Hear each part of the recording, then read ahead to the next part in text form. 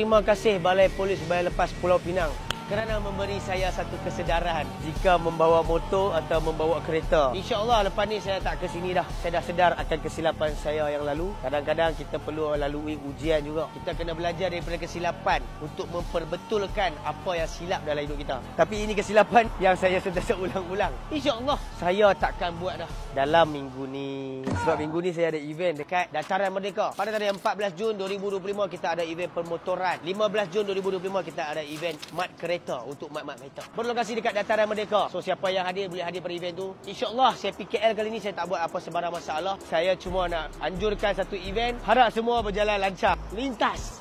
Ya. Terima kasih banyak kepada mat motor, mat kereta, minah motor, minah kereta kerana always support Chair Motorsport until now. Thank you so much. Jumpa apa pada event berkenaan. Mention kawan-kawan apa. Mention 2-3 orang kawan apa, komen jom. Mention 2-3 orang kawan apa, komen jom. Saya nak tengok berapa ramai yang boleh ringankan tangan. Jumpa di sana. Assalamualaikum.